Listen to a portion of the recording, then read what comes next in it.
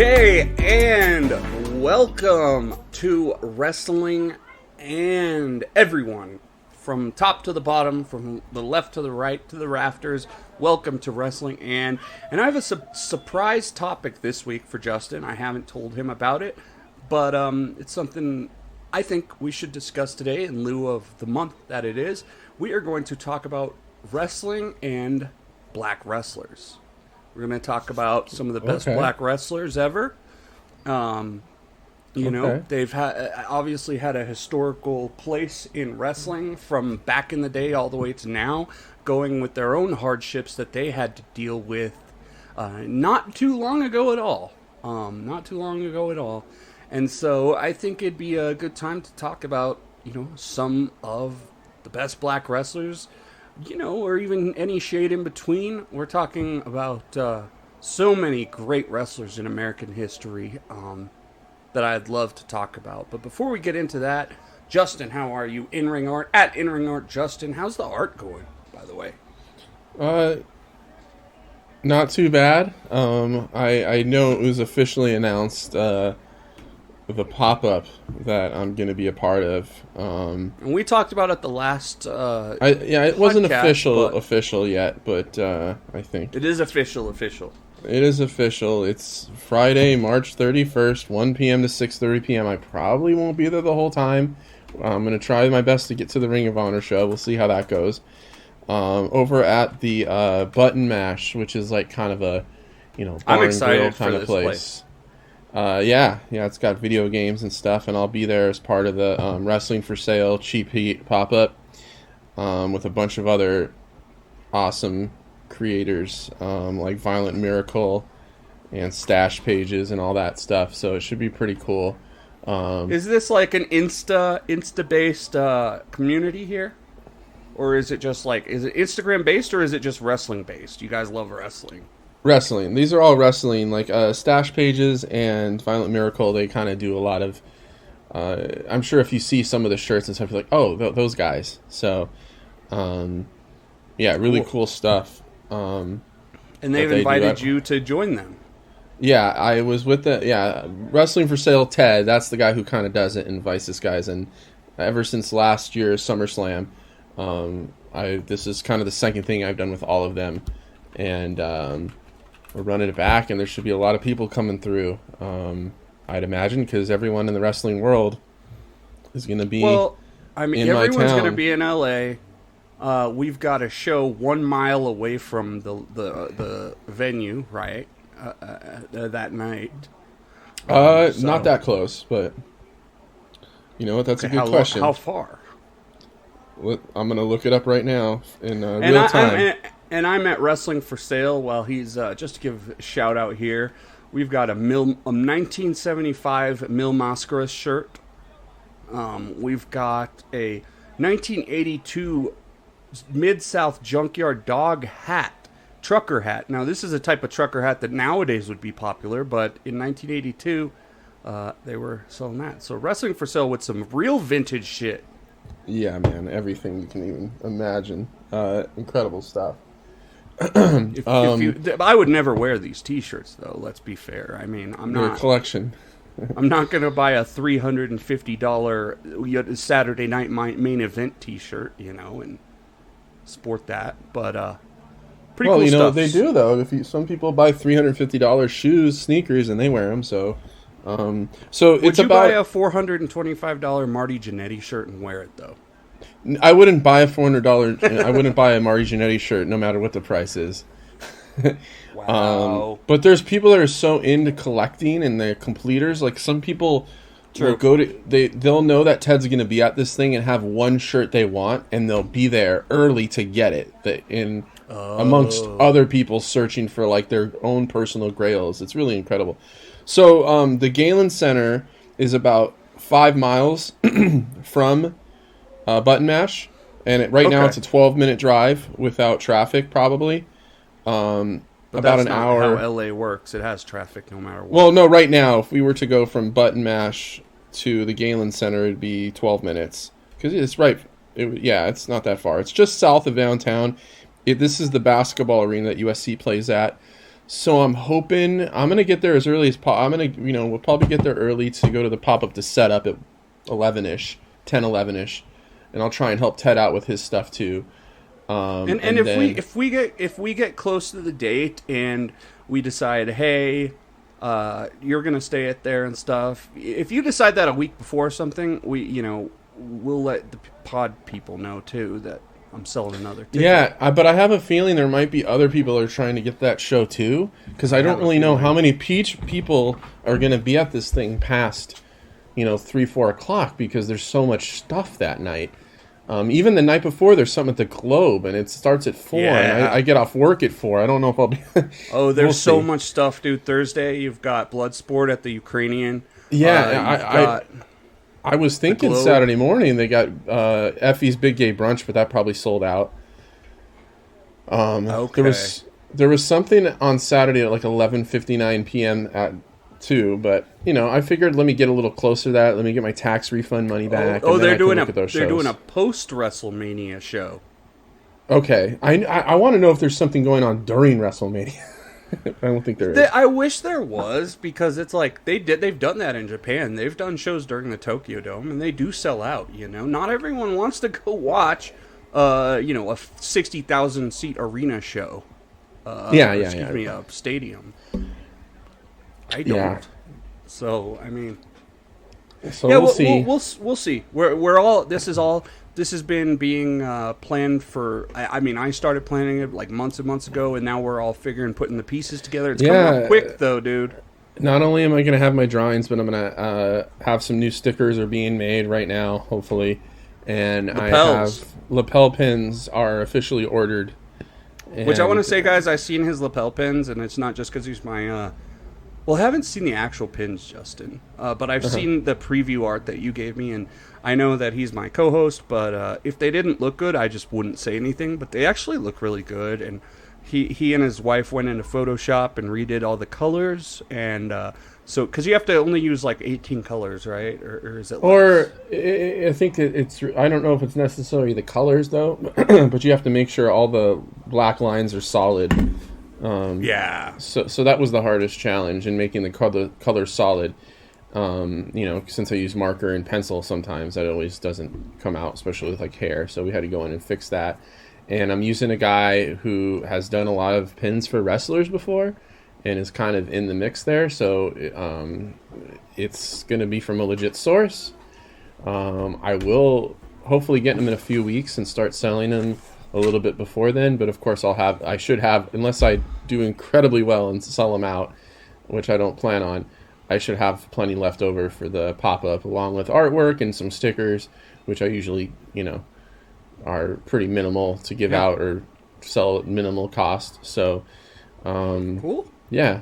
So we're excited for that. We'll probably bring that up every show, and we'll fill in the. We'll fill in the coloring book close as we get to the event, or plural events. But right now, Button Mash, March 31st, right? Yes, Justin. Yes, March 31st. And when do you arrive in LA? Probably March 31st at about midnight. Oh, Oh, I see. Okay. So I'm going straight to my bungalow or whatever. Got you. You get what I'm saying? Yes, I do. So I'll see you Friday and Saturday. Yeah, bright and early. We're gonna pick you up early. I don't know if I'm gonna get any good sleep that night. I might take a Benadryl on the airplane or some shit. We'll see. Even though it's such a short flight, you can't really sleep. Yeah, it's like 2 hours, right? Yeah. So maybe I'll bring a Benadryl and just take one when I get off. So on the Uber ride to the motel, I start passing out. We'll see. Okay. Or I'll just tell my doctor that I have flight anxiety and he'll give me a bunch of Xanax. Anyways, no, we're not really going to do that. That's a no-no. Anyways, next up, did you see the NXT injury today? I did not. I didn't really. I knew there was an NXT show. I didn't even know there was a show. I knew there was one, but once again, I don't really know anyone on the show, so it wasn't something I was going to go. Is it on Peacock? Dude, I have no clue. I'm going to say yes. Because, okay. Where else would it be? Well, I know the shows themselves are on USA, and they do the same thing. They're not, on Peacock. like they used to be. Well, first of all, I'm going to say, right? you do need to give NXT a little bit more of a chance here and there because... I know. I'm just not like saying... before, there's a lot of future superstars on there. A lot of great talent. But, no, I get you. This was not a big show. You know what I mean? It's not like... It wasn't the talk of the town. But, so from the image, and I don't have my sources correct here, it was just an image I saw. It looked like Duke Hudson had his finger completely rearranged. I mean, there was a picture of him with his arm up, and his like middle or ring finger was just going at a right angle from the center of it. You get what I'm saying? I don't know who Duke Hudson is, but I feel bad for him. I think it was him. Duke Doc Hudson. Oh, Doc Hudson's from the movie Cars. My bad. That's the no, that's Paul Duke Newman. No, okay. Voiced Duke the Dumpster Drosy. They brought him back. No, it was Duke Hudson. He's an Australian guy. I believe but I don't know. It might not have been him at all because loses poker hand. I'm looking him up and I'm not finding anything. So if it isn't him, then whoever it is, I'm really sorry. But yeah, man, get back soon. And maybe I got it. Yeah, I could give NXT a run at some point. You don't even need to do all that. It's just, maybe check out some of their big matches on their big shows. Especially since one of their guys is going to be the top WWE guy in about a year or two, so you might as well figure out who he is now. Braun Breaker? I know who he is. I'm surprised he's not up already. Yeah. So, anyways, I'll figure out who that guy was as the show goes on. I could have sworn it was Duke Hudson, but again, it just happened. I don't think they're writing articles about it at this point. So we'll go back just a little bit here. Let's talk about some stuff we have not talked about. I don't want to do a long-form review, but a general consensus here from the two of us. What'd you think about the Royal Rumble? Royal Rumble. Overall, pretty good show. Women's Rumble better than the men's. I agree, but people told me that's not true. No, I mean, the men's Rumble was good, but I just thought it was so predictably booked and just... Yeah. I mean, there were more him coming in at surprises. 30, I mean, like, I understand he might not have been in, peak physical condition, but, like, him coming in at 30 and winning against the guy who was number one, who was in there for an hour, I mean, where's the babyface having to overcome something? It was ridiculous. No, dude, he did fight Gunther quite a bit, though. I know, but the guy had been in there for an hour, though. Well, I know, but I think the story is like he's that much of a fucking god. Like he's that much of a beast, Is like Who? even though Gunther, he was in there for 1 hour. I know, But he was in there for an hour, and Gunther was totally the babyface in that situation because. Yeah, I had a guy that came in fresh at number 30 against him who came in at number 1. I mean, come on. Yeah. I don't... it was predictable. I'll say this. Do you remember when Seth Rollins won the Royal Rumble a few years ago? 3 years ago? 3 years Something ago? like that. Seems like a distant memory now, but yeah. Yeah, I know. And he wore, like, the Bears gear and stuff. It's like, that was pretty predictable, too. The thing is, though, is like, Cody winning is more exciting than him winning back then, Well, so, I think it was predictable, but they could have just maybe put Sami Zayn in there too, just to have two of them at the end, where you could think, "Oh wow, who are they going to go with?" Some level of doubt or not knowing, but it was pretty predictable the whole time. I mean, they could have just put Cody and reversed the position, and I don't know if Cody was up to it physically being in there for an hour, but. If they really wanted to do it right, that's what I really think they should have done if they could have. If or he could 5 have or 10 or whatever. The struggling baby face that have him come in at 20. His way through. Yeah, have him come in at 20 and fight a really fresh big guy at 30, like Gunther or Brock or something. Can you at least concede that this was good for Gunther? Oh yeah, I mean no, it looked good for him, I guess. I mean, for as sure, a super, yeah. As a it did no harm to him for sure. Yeah. It did no harm to him for sure. I think a lot of people came out of it looking good, but I do agree. And with it showed a lot of trust in him, and you can tell that the company thinks pretty well of Gunther at this point. If they put him in that position. I gotta tell you this though, bro. I need to be careful with smoking weed and watching wrestling. And I know this isn't something you deal with, but like, I find whenever I get really high and watch wrestling, I'm always like, that was the best fucking match I've ever seen. Even if like it was just an okay match. Well, it sounds good though. As long as you can, I think that makes you enjoy it more, right? Well, I smoked before I watched the Women's Royal Rumble, and when Nia Jax came in, I loved how all the women like were doing like move after move on her. You know, we had drop kick and then a lariat and then another drop kick. Like, I love that spot, dude. Only thing I'm worried about is that she's gonna be back now. I don't think so. I don't know. She hasn't been on TV? Just not a fan of hers in terms of just No. You know, she's me neither. Not a good wrestler. She hurts people. You know, I know probably she's not that on accident. Charismatic. She's never. Her character work is pretty good. She can be a really good heel, but there's just not a lot of other stuff to it other than that. I just don't think she's really been much of a needle mover for the hardcores. Maybe the casuals. You know, she's the big woman, but you have Raquel Gonzalez right now, who's much better than her, and she's also like a big woman. Not chubby, she's like 6 obviously, feet. But she's huge. She's like 6 feet tall. Yeah, she's pretty good. Yeah. Also, I loved Roxanne Perez in the Women's Royal Rumble. She is just she's really so good. Great. Yeah, and, very young too. Very young. I mean, she's already NXT champ at what, like 20? I don't even think she can drink 2021, something like that. Yeah, she's very young. Yeah, and I've been hearing about her stuff from her for years too. Yeah, been hearing about her for years. Well, she's been doing ROH for a while too, so she's very young. Was she? Yeah, I think so. She was in ROH or TNA, one of those. She was the champion. Yeah, Roxy. And then the main event. You know, we already had Sammy turn. It came kind of quick, I think we all think, but I do think though you laid out a great. You laid out a great situation doing your armchair booking that kind of intrigued me. And now that they're not doing that, I'm a little disappointed. You were bringing up Double Gold Dash, and I was like, actually, at first I kind of argued, and then I thought about it. I was like, that's actually kind of a great idea. And obviously they are going to hotshot Roman Reigns versus, and I say hotshot because they're just doing it. Like, they're just doing it. He's not even in the Elimination Chamber. No. Yeah. Which is for the American U.S. title. So I think they fucked up. Yeah, you know, the thing about the Double Gold Dash that I thought would have really worked well, and I know we talked about Cody not having to overcome anything, so maybe I'm going to kind of be a hypocrite about it here, but it would have been a really good way to protect Roman, right? Having, you know, if Roman does drop the titles to Cody, like we think might just happen. It'll be a disappointment if he doesn't.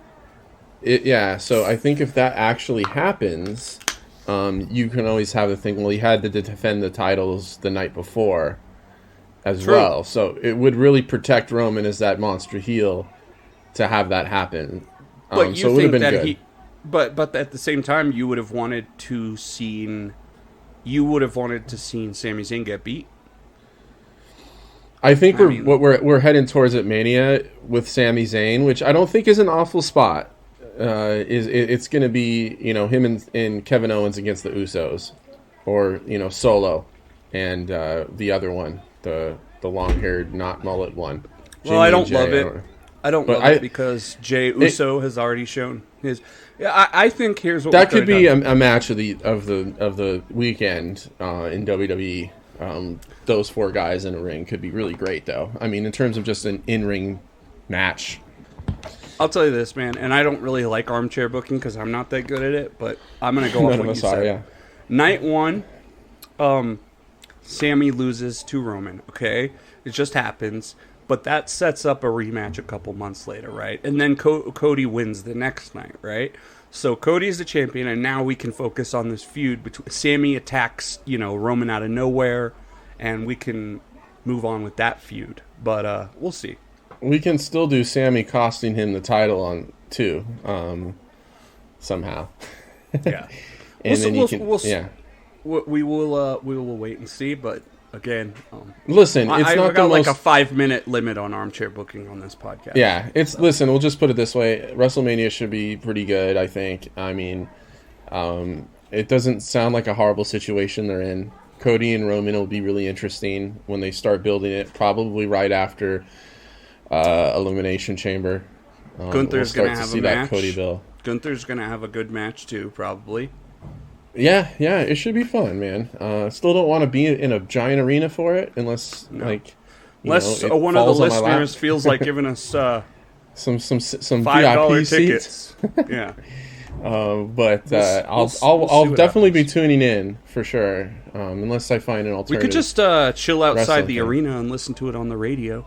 Oh, or you can probably see those. Yeah, you can see those screens. See the screens from outside the arena. Yeah. Even though we could just see those screens on our phone. Right.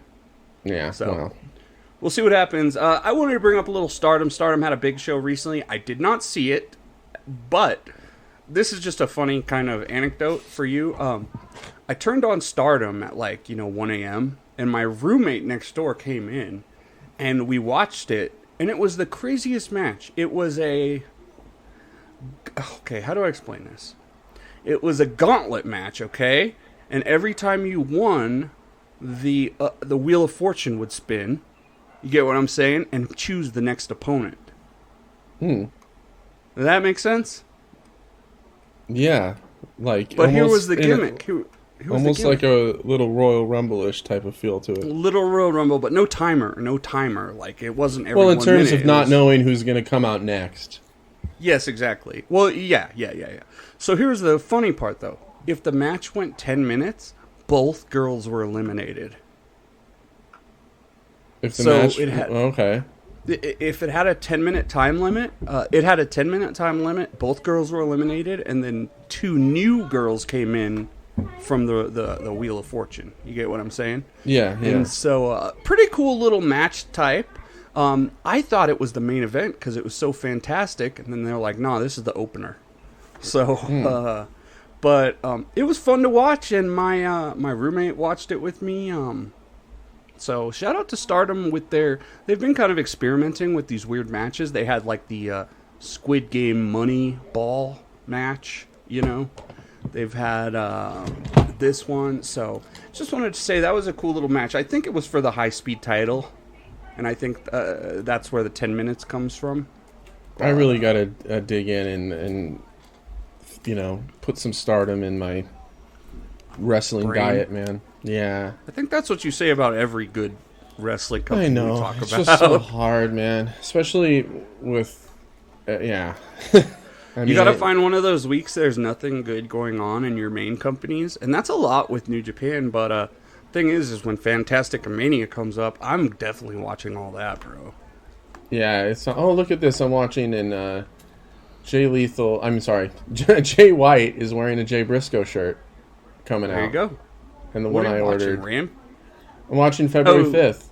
Oh, you're watching February 5th. Okay. New beginning, and he came out with the Jay Briscoe shirt. I love it. That's fantastic. So we're speaking of New Beginning. You said you saw a couple of those shows? I saw the February 4th one that had the main event of Shota Umino and Naito. You watched that main event? Yes. And how was that match? Well, I will start by saying the best match, which I recommend everyone checking out, is the junior tag match with Doki and Kanemaru against Catch-22. It was a great match. Really great match. Just 4 guys. Is that what they're called? Yes. 2 of the Just 4 guys. Great gimmick. Love that. Just 4 guys. It's like we're in Suzuki-gun. We can't find any other friends. And so we're just going to be... Tennis ball? Have they announced what's going on with Suzuki and Ren Narita and Desperado? It looks like they're going to team up for the 6-man tag. I just kind of saw that angle here. Oh, that's it. They're not going to start like a new. Right. Starting a new. No, it doesn't seem. They're teaming up to take out House of Torture. It seems like. Do you have to deal with some personal stuff, Justin? No. One of them was just looking for a tennis ball for some reason, and I had to tell him I don't know where one is. And are you wearing a necklace, Justin? So what's going on? We cleaned out like one of our closets, and it was just like all this nostalgia in there. And I found this chain. You didn't have to hide it. I found this chain that I had. I'm not I used used to wear. Justin being a It's just a silver chain. wearer. It's just Pretty soon you're going to be having like gold chains and rings and shit on your found finger. some old pictures of me and my wife, and it was just like kind of crazy, so I just threw this on. But could you possibly turn your artwork into a gold ring? Like, so it's what? the ring, and then could you turn your artwork into a gold ring? So where it's like the ring and then the artwork on the top. No, I don't know. I don't think I would. No. So the moving on. So the tag team match was awesome, and you're saying that was better than the main event. Yeah.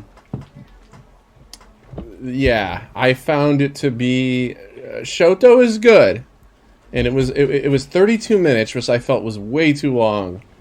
Probably for that angle. And it wasn't very smooth at times. There was a few kind of botches and stuff, and I'm gonna chalk that up to Shoto's inexperience, to Shooter there. So Shooter didn't look that sharp. I know he's. I've heard like Meltzer specifically. He thinks that Umino's probably one of the weakest out of his class.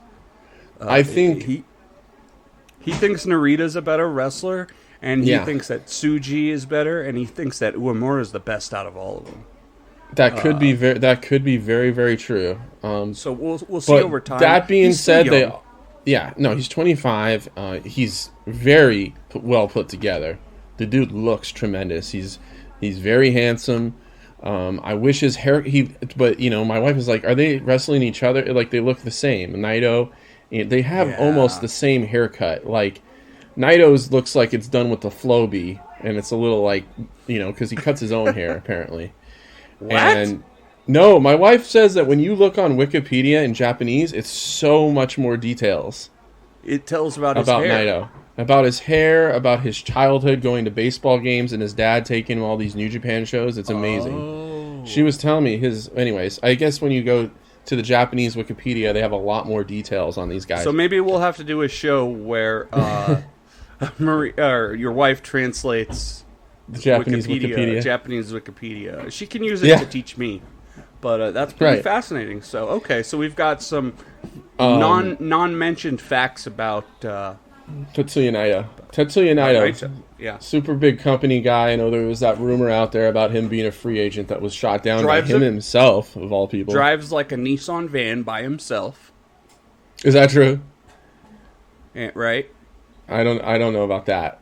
I think he drives a van. He drives a van into the shows. Because the joke was like, you got fucking dumbass Ibushi buying like a Maserati or whatever, and like Naito just... there's a video of him driving into the arena in a big-ass silver van, dude.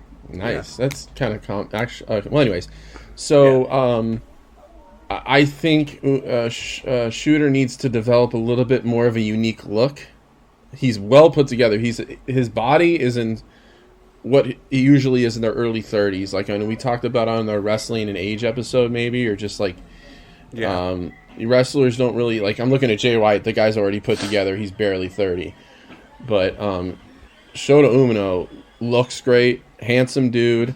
His hair just kind of looks like Naito's. His tights and presentation are like Tanahashi. You're totally right. In fact, sometimes he looks so much like Tanahashi, it's kind of off-putting. I'm like when he's like, celebrating and stuff or going, So when he had the twist perm, it really was a Tana clone. But now he just looks like a Naito clone. So I think he's got to go in there, maybe get himself a mullet or just look a little different than these other guys. And that takes that does take time, Like, don't forget what Jay White looked like the first year or two.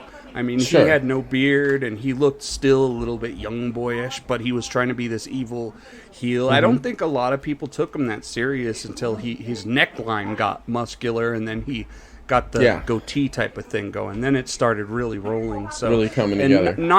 I don't mean to compare Nakamura to Umino because Nakamura was like a young boy that was he was years ahead from his beginning. But it took Nakamura years to fall into his gimmick. Years. It wasn't until much later that he fell into the Michael Jackson, Freddie Mercury, I'm sorry. In the background, my kids are playing with the little droids they got at Disneyland, and my wife's recording the dogs' reactions to What them are they? right now. Are they BB-8s or what? BB-8, and one's like an R2 kind of unit. And then you hear the laughing in the background. Hey, it's all part of the show. But Now I yeah. want to see it. Yeah, when Tell you her come, to send we'll me the see. video. Yeah, I can send it Yeah. to you. She sent it to me. Awesome But stuff. no, Umino, he's got some work to do, and we'll Yes, see he because does. his competition's coming up soon. Narita is already there. Narita's great, and yeah, we'll see that Yoda Tsuji and Uemura. We've still got a really exciting class of young lions coming up, man. Yeah, and I think Shooter's the one that you want on the cover of the magazines and all that stuff. You know, he's got an electric look. Just handsome guy. I think he's the guy that you can have on, you know, Uemura, though, is a good guy, too, and he's ripped. the face of. He's Yeah, a yeah. junior. He That's is a true, junior. too. But, Uemura's you know, a junior?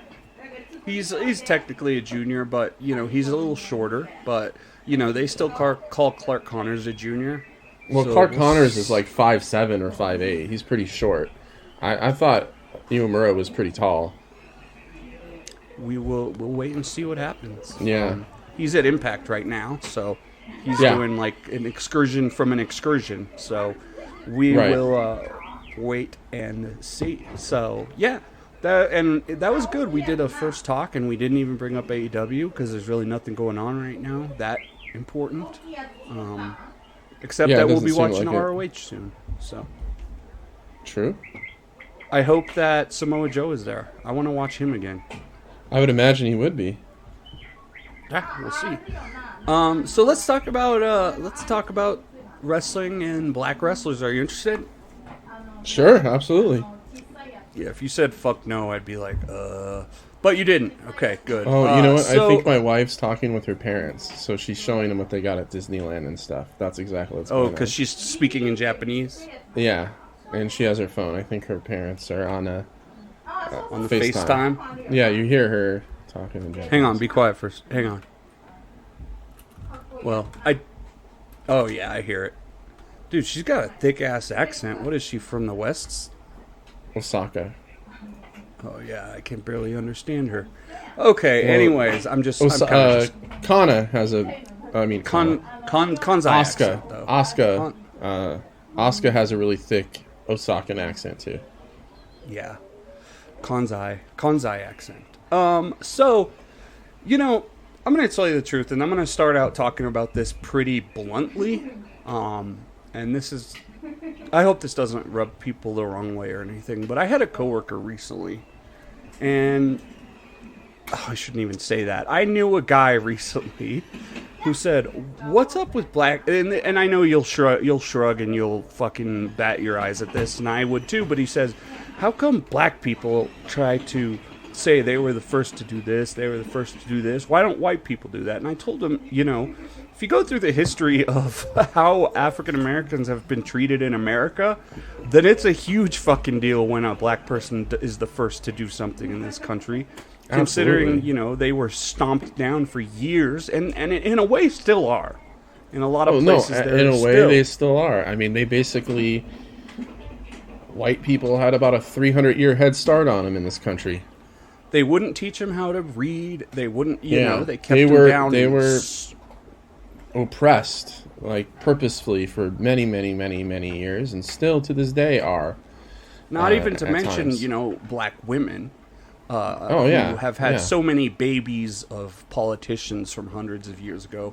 We don't even know about how many. You know, it's just ridiculous. So I take a lot of pride in talking about black wrestlers. I think it's awesome. And honestly, I wish that the one thing that disappoints me looking back is in our generation, we have. Well, you can get into The Rock, right? Like The Rock, okay? Sure. Rock is black, right? I mean, Yeah. I know some people. Half black, half Samoan. Yeah, there's but a little black bit, nonetheless. The Rock, probably one of the most successful wrestlers of all time, if not, you know. And he definitely transcends, you know, I'm black or I'm this. He's just, I mean, he's one of the most popular people in the world right now, right? Without a doubt. I mean, he's one of the biggest draws in the box office. everybody knows who he is, even to the point where some people don't even realize he was a wrestler. It's kind of crazy, huh? It's insane. World famous, truly world famous. And, we talk about Stone Cold, obviously, the merch sells, but I'm sure The Rock was always right there with him. Stone Cold and The Rock both kind of quit early for different reasons, but The Rock comes up as, one of the best black wrestlers of all time, and that's definitely undeniable when you look at his dad. Who is his dad? Rocky Johnson. Rocky Johnson. So, Rocky Johnson, another guy that's considered one of the better black wrestlers. A little before our time, did you watch him in WWF when he was kind of having his second coming?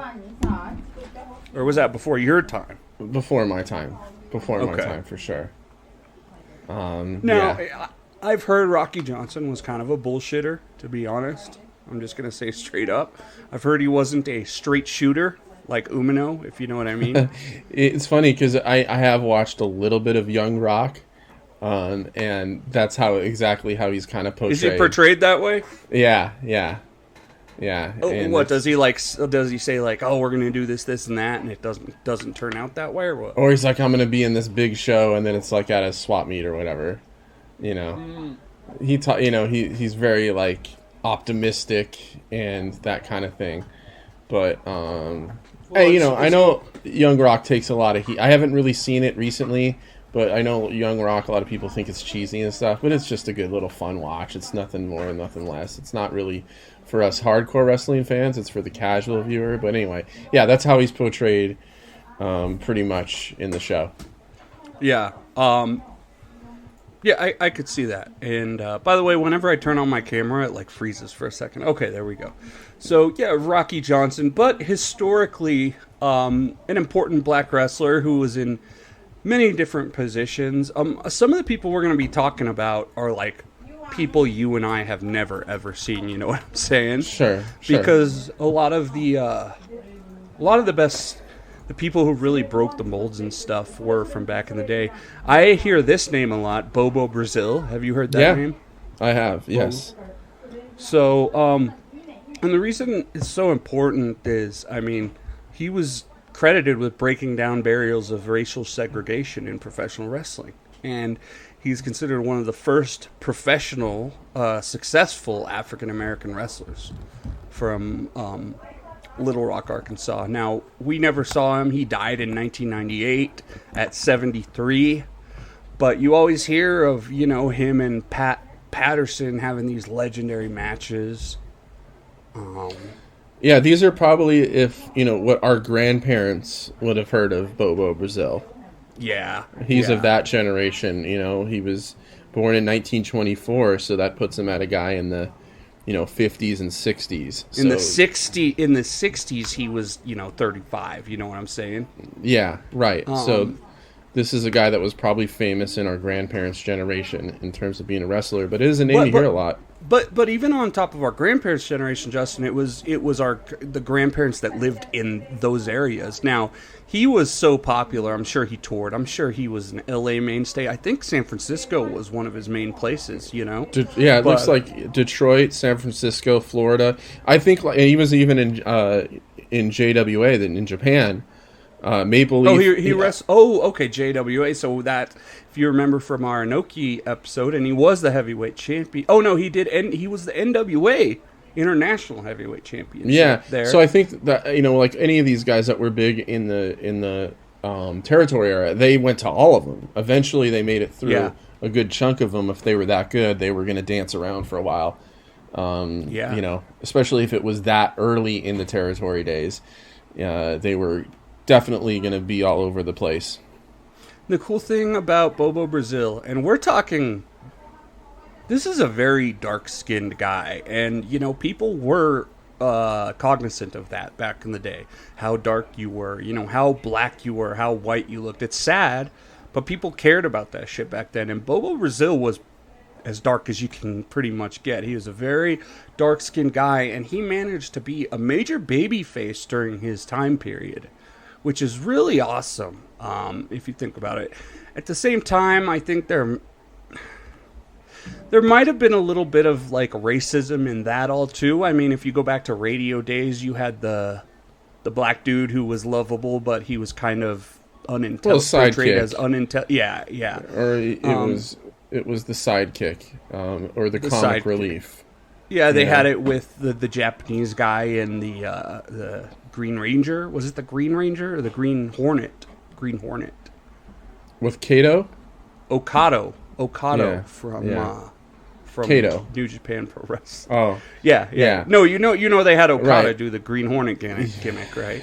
Yeah. They're always seen as the harmless sidekick. They're like kind of smart, but it's like, but no, with the black people, I mean, they were doing the straight up like unintelligent sidekick, like the slave type of assistant, or just like watch the beginning of Dumbo, or just any cartoon portrayal or anything like that, or just any that's if you the go back blackface garbage exactly. From back then. If you go back and look up like racist, what's it called, corporate art, you'll, like you said, you'll see the smiling black person with the big red. It was horrible. And or just watch, even though I don't necessarily think that was the intention, watch an old Three Stooges and who's the butler, who's the bellhop, who's the, housekeeper. You know what I mean? Yeah. Or it was always just like that. So that's back then, and that was what he was up against. That was for him to be against all that was pretty incredible, because there was no like movie action stars with black heroes. That was just not even close. There wasn't. No, the black dude was the assistant back at the hotel, and right. he was clever, but he was also kind of slow type of thing, and that was the big thing. So I'm glad that Brazil was babyface. I hope that him being babyface had to do with his athletic ability and his likability and his charisma, which I'm sure it did. And I hope that wasn't tied to some stereotypes before that. But there's always a possibility. I want to move on from Bobo Brazil to another, the Brown Bomber, Bearcat Wright. Of course, his name you've heard before, right? Yes. 6'7", 267 pounds, okay? Football player, I believe. He was the first black world heavyweight championship winner in a promotion. And you'll notice the thing him and Bobo Brazil was also about 6'6". So was right he away, that big? Yeah, 6'6", 270 is what he was billed at. So you had to be the part, bro. Yeah, so that's the thing, is they had to not only, for them to even get this type of treatment, they probably had to be really big, or there had to be something. They couldn't be 6'1" or 5'10". No, you couldn't be a normal dude like all the other wrestlers. You had to Pat Patterson's size.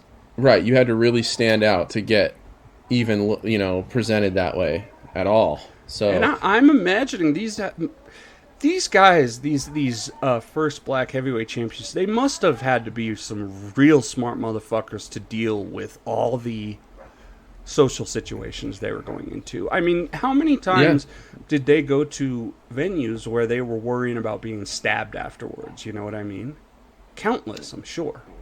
And I would imagine guys like Bobo Brazil and all that might have, in this era, they would be all pro left tackles and stuff like that in the NFL if they were athletes, or they would be NBA players, or they would be baseball players or whatever. Well, they would definitely have a lot more options. That's for damn sure. Right. That's for damn sure. But, who knows? They could have been. Well, I'm looking at Bo Brazil. He played baseball in the Negro Leagues for the House of David. So okay. He actually played a little baseball. And I'm sure these guys were natural athletes to the top of their ability to get. I mean, when you think of the competition, dude, you're dealing with all these other black athletes. Maybe some of them aren't as keen to work for Whitey fucking over, I hate to say that, but it's probably true. But some of these guys, you know what, too? A lot of these guys that went and wrestled in more white areas, they probably had a lot of black people that were angry at them for that, for going against, it's like, oh, you want to go work for those people? I'm sure that's a possibility. Sure. And I hope I'm not being a little too. I I hope I'm being sensitive enough for this topic, but I think that's a possibility. So Bearcat Wright. Now, if you remember, they tried to rename Keith Lee. Keith Lee a Bearcat, which is funny because he's got a totally different body. But he was a heel. Let's see, brawling style, and then as a face, he did splashes and stuff. But this was pretty interesting. While the territories were desegregated in most cases, racism persisted, and promoters played up to this with stereotypical gimmicks. Right, so the Asian guy was the mysterious, crafty Oriental. Yeah. An Asian wrestler with face paint who used the Great Kabuki and Muda. Sneaky Asian. There was also the rich Arabic madman, such as the fireball throwing Sheik in Detroit. Yeah. And a lot of black guys were island savages, you know? Yeah, or the ones that were, Polynesian, Samoan, they were portrayed as that. And I mean, honestly, it was just throughout society, that's what it was. Cartoons to movies, television, all of media was portraying those people as those things. That goes all the way to the 90s, too, Justin. I mean, it certainly does. It goes to our childhoods, obviously, where we were seeing that. We were watching Looney Tunes and Tom and Jerry and all that stuff that were still being broadcast. True, Looney Tunes.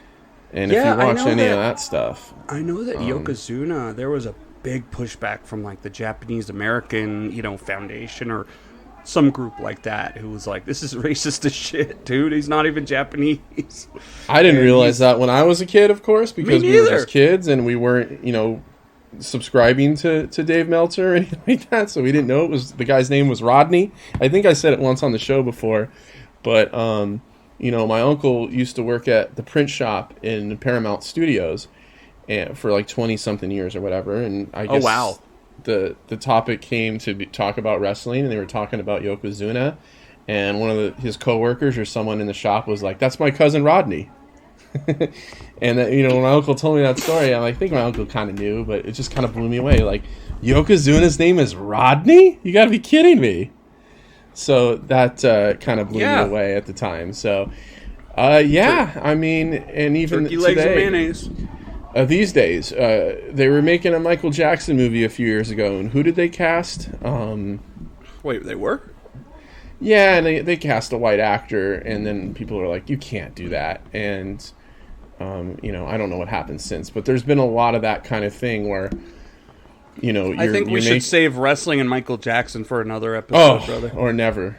So that's the thing is you have a lot of things now where they're casting people to play historic figures or something like that, and they're not exactly the same background, and people are, kind of rightfully offended at that, saying like, we have plenty of people of that particular background who you can hire to play, that you can play these roles, and it goes into the whole cultural appropriation aspect of today, and we don't have the Washington Redskins anymore, we don't have the Cleveland Indians anymore, but do we still have the Atlanta Braves?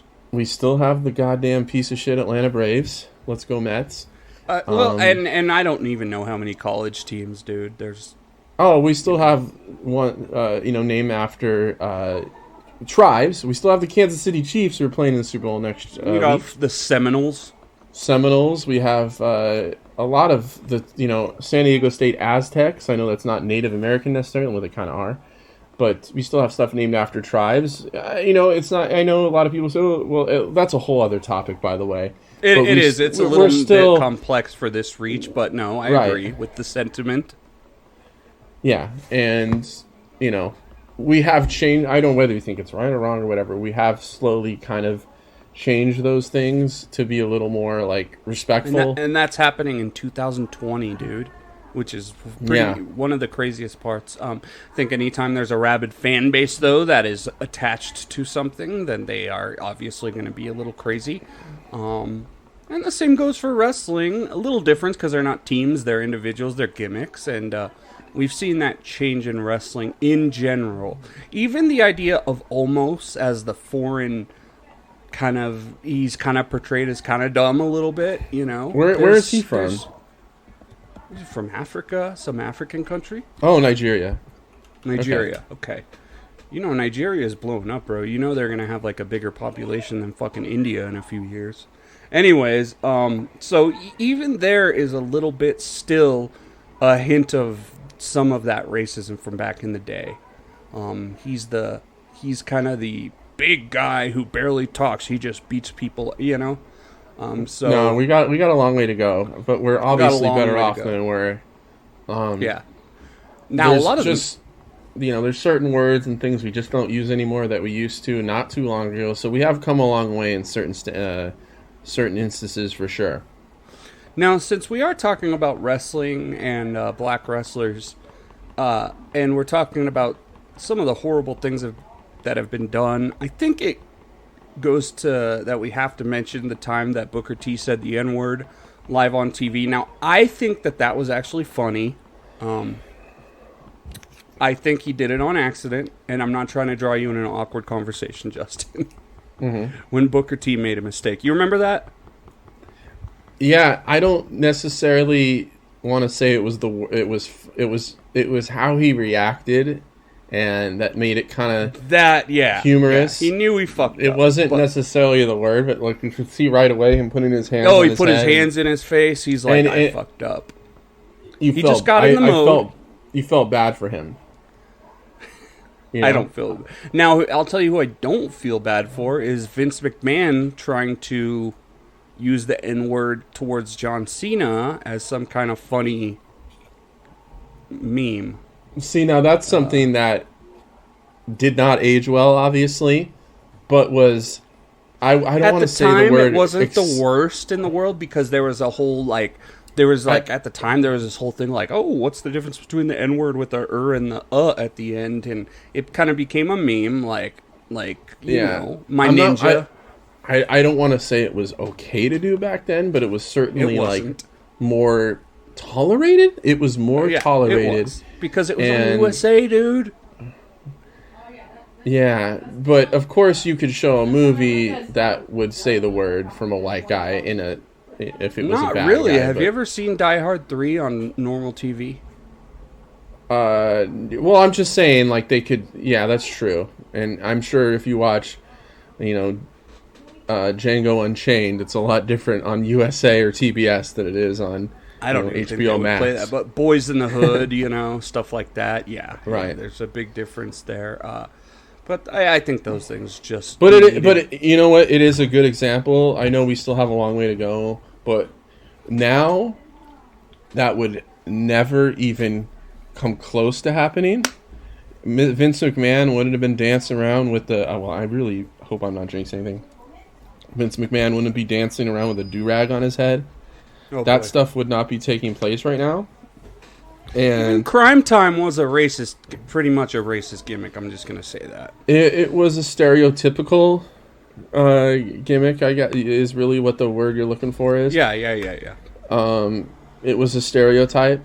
Fucking MVP. There's another one. Now I'm just like remembering all these gimmicks, like MVP. Oh, he's a great athlete. Wonder why that is. But, you'll definitely see the presentation is not as accepted, and it wouldn't fly today. It shows, for other minorities and other groups that are highly discriminated against, it's definitely better than it was, but we still have a long way to go, I think. Let's talk a little bit more about some of these guys. We have Bearcat Wright, who we were talking about. After becoming WWE's first black world champion, he refused to drop the championship to grappler Edouard Carpentier. He also refused to lose to Freddie Blassie, who wrote in his biography that Wright had become crazed with being world champion. As was the way of time, WWE called in a shooter, or someone who could legitimately solve problems in the ring, and that was Judo Gene LaBelle, the son of WWE's promoter.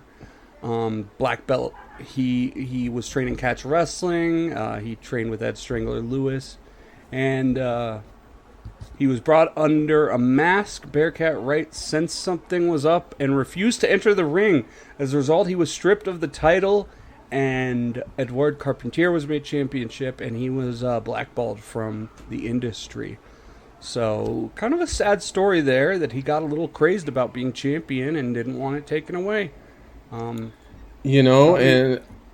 kind of rightfully so. I was going to say, I don't really blame the guy too much.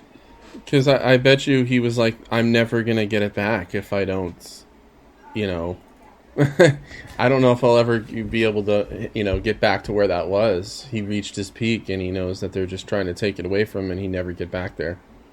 He's probably right. Junkyard Dog, you want to talk a little bit about him? You know a lot more about him than I do.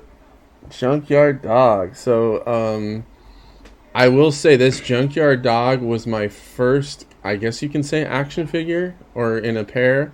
I think we talked about it in our wrestling figure episode way back when. Go check the archives. We have a lot of good stuff. When we used to deep dive into these topics. We have all sorts of stuff that we forget timeless, we talked about. Evergreen. It's great. But I actually, as a gift, I don't remember how I got it, but I had the little thumb wrestlers, the rubber thumb wrestlers in the 2-pack, and it was, Chancho, get out of there, sweetie. What are you doing? My dog is jumping into something. Oh. She's sitting up there. It was Junkyard Dog, speaking of dogs, right? And Nikolai Volkov, I believe, were the 2-pack. And my time of seeing Junkyard Dog, he was the lovable thumps, as the tag, babyface in WWE, mid card kind of babyface in WWE, would come out with the chains and all that. But I think before was his position back then.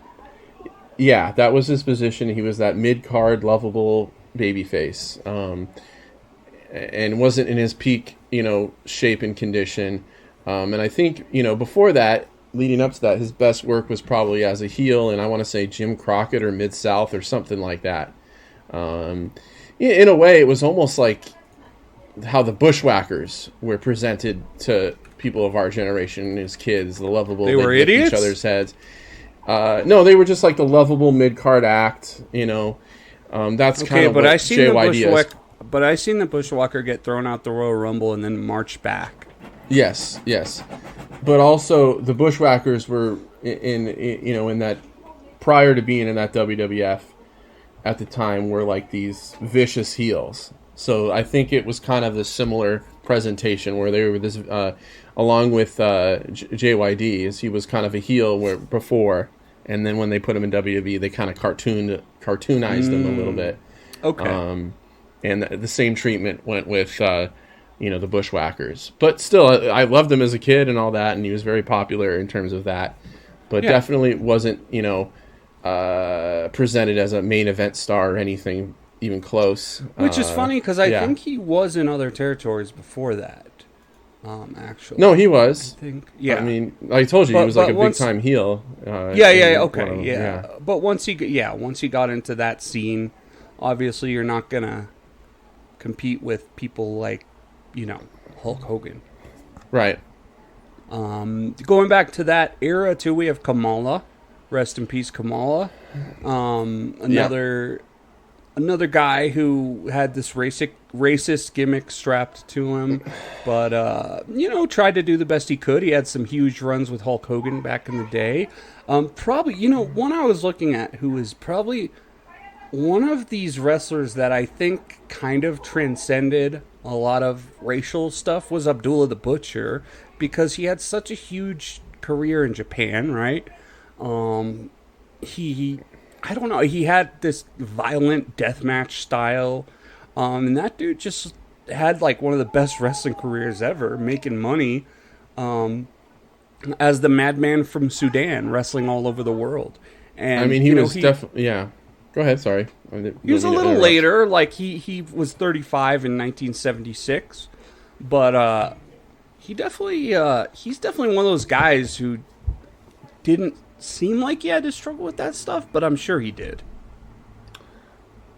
Absolutely, and I think he was kind of booked in a way where that was worked to his advantage in some ways. Not saying it made it easier. Well, he's Canadian too. He was Canadian. He was Canadian, so he probably came up through. But I actually, if you want to check out some stuff recently in the last 2-3 weeks, I think the Mick Foley's podcast he does with Conrad Thompson. They did an Abdullah the Butcher episode, and it was very, very good. It gave you a little more background, at least Mick's experience teaming with him and being on the road with him. Pretty good stuff. That's pretty fascinating. That's pretty fascinating. And you know who I go ahead. Well, I was saying Abdullah the Butcher was my first kind of seeing a wrestling magazine when I was a kid. Maybe seeing my uncle. Did you see bloody pictures? Yeah, yeah. And I want to say it was in black and white. I don't know if it was from Japan, but I don't know if it was my uncle's or my dad's magazine, but I remember seeing those images of him with the fork and the blood. I had those same things. I got these like kind of shady wrestling magazines. It was probably like PWI, but I remember it wasn't WWF wrestling, so I was like, this is weird. And it was like, oh, here's Cactus Jack, and there was like all this blood, and I was like, this wrestling's not for me. I was like, I was like in like 6th grade. I was like, this is a little much for me. Yeah, I think I was a little scared and kind of shocked by it. I don't know if it necessarily made me want to watch or not watch, or it was a wrestling book or something. Well, anyways, so that was, and I think Abdul the Butcher was not someone you were going to see on Saturday night's main event or, any of the WWF product. That's for sure. Yeah. He wasn't someone that you were going to see there, but yeah, I mean, he definitely made a very long, prosperous career out of it. I think he's still with us. He had a restaurant for a while. And he still appears in if he the occasional. Once in a while still. Nah, I don't know. All he's got to do is stand there and stick a fork in people's head, dude. Yeah, who knows? I bet you he could do a couple things. But he was always like really overweight too. Always. Yes, and wasn't the most fleet of foot. He's 82 years old. Wow. Dude, he should not be alive. Yeah. All right, we are going to continue talking about more of some of these awesome black wrestlers and the history of it in just a few minutes. I will be right back. A little bummed out, man. I not only did I miss the in-laws, but I missed my brother-in-law and his kids were visiting my in-laws in Osaka from Okinawa, and I haven't seen any of them for years. Damn, where are they from? Oh, they live in Okinawa. They live my brother-in-law. in Okinawa. Yeah, well, they're from, obviously, Osaka, where my wife's from, but they were visiting. They live in Okinawa. Have you visited them in Okinawa? It's like I've never met the kids, but I've met his wife and my brother-in-law a few different times. Known them for a while, but haven't seen them in years. They've never met Justin G-chan? No, they have not met Uncle Justin. I guess I have nephews. Maria Oji-chan, ask Maria. Is Maria there? She's in the kitchen, probably making some dinner. So she's making how would they feel if they called her Oba-chan? That's like grandma, I think. Well, grandma is like old lady. Oba-chan is old lady. Yeah. Oba-san. But Gigi and Baba is grandma and grandpa. Baba and G-chan. Gigi, well, you wouldn't say Chan because Chan's like a little kid. You can call old people. No, you can call old people cute too, dude. That's pretty common. Oba-chan, Oji-chan. It's like a term of endearment, whether it's old or young. You wouldn't call it to a 40-year-old man. No. Like, Gigi is grandpa and Baba is grandma. Well, that's at least what they call him. So. G-san. But they call him Gigi, right? Yeah, Gigi and Baba. But, miss them. But that's okay. Clap with me again, okay? Yeah. 1, 2, 3, clap. So, as we talk about this, it's such an interesting topic, Justin. I mean, as we're going through there, I realize this is a topic much bigger than one podcast. I mean, some of these wrestlers we could go on a whole episodes on, and maybe we will. When we look back and look at guys like Ernie Ladd, who was a defensive tackle, by the way, great football player. One of the best. He's rated as number 72 greatest defensive tackles of all time, and one of the best Chargers players of all time, by the way. Sure. I mean, this is a guy who we've had a lot of athletes in other sports that maybe suffered a career-ending injury that was at the time, that went on to have great pro wrestling careers. There's quite a few. That could even be a whole episode. Guys that used to be athletes that got injured and became superstar wrestlers. Especially football. I mean, yeah. Not talking black. We talk about guys like Brian Pillman, right? Yeah, Brian Pillman. And there's just a lot. There's a lot of guys that suffered big injuries as other athletes that took up pro wrestling afterwards. Let's talk about a few of those. Let's talk about a few of those black athletes that moved on or did different stuff. We've got Tony Atlas. Tony Atlas, for those that don't know, I mean, this dude had like the body of a god, and he was Mr. USA multiple times. Did you know that? Yeah, I knew he had that type of history, and if you want to see some good Tony Atlas stuff, watch Dark Side of the Ring, the Bruiser Brody episode, which to this day is probably my favorite Dark Side of the Ring episode, and his accounting of the events of that unfortunate incident with Bruiser Brody being murdered in Puerto Rico. Good. Really good. Have you seen it? Come on. Yeah, I had to have, right? I haven't seen that one. Great stuff. Very good stuff. I know the story. I know the story, but I'd love to see Tony Atlas. Was he there then? Now he likes to get women to walk on his face and stuff. Really, very odd thing, but that's the thing he's into now. It seems. Well, but anyways, we're talking about their wrestling career. But definitely. I mean, this guy was such a badass. Do you know one of his nicknames was the Black Superman? Cool stuff. Dude, a little bit later of a wrestler than like our Bobo Brazils and stuff. I mean, his early career was in 1974, but as far as physically, I'm not making any comments about what he put in his body, but the dude was a beast. Much like a black wrestler not mentioned on this list, which is Bob Sapp. Bob Sapp was an IWGP champion.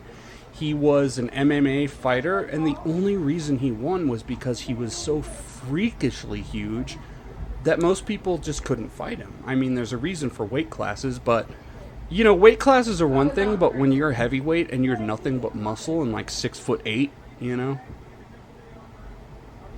Yeah, and see, that's the thing, is we're seeing a pattern here, is if you were going to be a black wrestler in this kind of era, you had to be a gigantic monster looking dude, right? Otherwise there was no way. That has recently only now, as far as women goes, it's a little bit different of a story, but before about 10 years ago, black women wrestlers, there were some of them, but they were the divas, you know what I mean? The only one to break that mold was probably Awesome Kong, who went to Japan. You seen Awesome Kong in Japan? Have you seen those videos from 2002 and stuff? Not really, but I know that she, really did break the mold and is one of the most groundbreaking women's wrestlers who doesn't really get talked about. I mean, wasn't she was in early AEW, kind of a weird thing to say. She was, but she was part of the collective. But she kind of fell off. She kind of fell off the face of the earth recently, huh? Has she retired? Yeah, I think she's kind of doesn't wrestle anymore, but you got to understand, she's a big heavyweight woman. She was in the show. She's been doing acting. She was in Glow. You've seen Glow, right? Tell me. Absolutely, yeah. Okay, you remember her? I remember her. She was one of the best characters in the show. Yes, and she was. Well, she's also in her mid-40s too, so that's for any wrestler, that's a late in the game right there. Or when we look at black women wrestlers, if we go back, it doesn't go far, and you're not surprised to hear that, I'm sure, Justin. But there's no Bobo Brazil woman that has been hugely documented. We're talking about Victoria, Jazz, Aja Kong. Don't forget. Aja Kong is she's partially black. Maybe the best black women's wrestler of all time, maybe. But I think her dad was an American serviceman, right? Do you remember I believe so, yeah. She was born in 1970, so in a way she isn't that old. In terms of... But she had her prime in the 90s. I mean, she's a heavier woman. Mm-hmm. And in the 20s, in her 20s, she really peaked. Aja Kong. And Awesome Kong, who obviously got the name from Aja Kong. So, maybe we'll see our third Kong coming up pretty soon. I'd love that. We have Naomi, who's kind of in the news. We don't know where she's going. And I think we'd be crazy not to mention Sasha Banks, one of the most popular wrestlers. Mercedes, Monet. One of the most popular wrestlers, man or woman. And don't forget Jade Cargill. Jade Cargill is great. And then let's even throw Bianca Belair into that mix. Absolutely. Yeah. I was actually going to read something to you. Sure. I saw this earlier today, and I know that we've all are familiar with like that middle school wrestling club or high school wrestling club. I've got my opinions on that, but I won't say them on the air. Keep going. Right, but I mean, I guess the guy, I like it. The teacher who runs that club or whatever, kind of put his list of matches he's going to show during Black History Month. Okay. And I thought I would kind of read those off because I think they're good ones to show. Let me know because I muted him. So let's hear what they. Oh, really? He got you? Okay. I don't. Whatever. We'll talk about it after the show. Ron Simmons, Big Van Vader. Okay. WCW. That was probably when Ron Simmons. Well, then if you're gonna bring up these guys, let's just do a quick rundown. Yeah. I mean, yeah. Farouk, Ron Simmons, great black wrestler who, was known as that fucking another defensive tackle, by the way, one of the best Florida State players of all time. Yeah, I think Ron Simmons, was a great Florida State Seminole. Probably had an injury that kept him from the NFL, if I remember correctly, and was great tag team, great stable that helped introduce The Rock. Absolutely, the Nation of Domination. That also leads us to another wrestler we're going to talk about, but yeah, Ron Simmons. Okay. Yeah, and I guess we can do a little side story on the Nation of Domination. Mark Henry needs to be mentioned. Absolutely, but let's just the Nation of Domination, the concept of it. The concept, yeah. At the time, there was a kind of a what was his name, Farrakhan, right? He was kind of Farrakhan, which comes from like Malcolm X. It was a controversial public figure back then. And the Nation of Domination was kind of based on that concept, I guess, and they were portrayed as heels. They had the Muslim headgear, right? Yeah, they had the African print kind of singlets. Yeah, they had the Black Panther Party they're kind of going off a little bit presentation, of Black Panther. And they were portrayed as heels. And I think if you had that same gimmick now, they would be baby faces. But it might not be probably used. This was a few years after things like the what was the LA police beating Rodney King? No, right. The LA riots in the early 90s. Yeah. So, and as disingenuous as this, we know that Vince was watching the news and being like, "Well, they hate this people, so let's make them hate," But you're right. It was what you said. It would probably be faces nowadays. Back then, they were heels. They were kind of a street gang with that Farrakhan stuff, and it was all black wrestlers. I mean, it was Kama Mustafa, who is the pimp, right? Big Daddy. The Godfather, and he was, Kama, the Supreme Fighting Machine. Don't forget, was it Farouk. Crush that was in the original? Crush was in the original. You had some non-black wrestlers. Owen Hart. I like how I said white guys. I'm sorry. I like how these dudes from America, like straight up, were like, nah, we got like I'm Farouk now. It's like, dude, dog, your name is Ron. And it was D'Lo Brown and The Rock, right? Well, no, like that. Kareem Abdul-Jabbar used to be Lou Alcindor because they converted to Muslim Cassius and they picked Clay. new names. Cassius Right, Clay. Muhammad Ali. So that was kind of that's what you would kind of do. So the Farouk thing was just a portrayal of that, I guess. Now I will tell you, when I was that age, I drew a picture of Clarence Mason and put it on my wall. That's cool. I thought he was. I forgot. Cool. those early Nation of Domination, they had those two like white rapper guys, wasn't it? That would come out with them. Remember? Owen Hart was the leader in 1998. Owen Hart. Oh, Owen? No, he wasn't. It was The Rock. It says co-leader 1998. It was such a really brief era with Owen Hart, and it was with The Rock was the clear leader. Tell me about JC Ice. Is that one of those rappers that would come out? Maybe it's a white dude. Hang on. What was their Australian names? Born. There was PG-13? Team PG-13? Yes. Yeah. That's what they were, yeah. They were in that like kind of 97-ish type of era with the Nation of Domination. We haven't talked about Booker T. I think him and his quote-unquote brother deserve a shout-out. He recently came out at the Royal Rumble. He was a participant. Really crazy body. Yeah, the guy's still in tremendous shape. Booker T was one of those guys that really, really stood out from that WCW late, 98 to 2000 or whatever. Booker He was like T the was one person that like everyone always generally liked, right? I mean, yeah, even absolutely. in the dying days Harlem of Heat. WCW. Well, he was always, when WCW was dying, and I didn't really watch a lot of WCW. Like, No one I did. think we That's why talked they about failed. before. Well, I know, but even at its peak, I was like a Raw guy. I was a WWE guy, WWF guy at the time.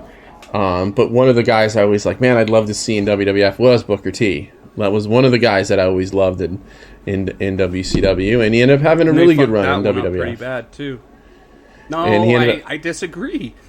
He was beaten by with a Triple H thing, but I mean he was a main.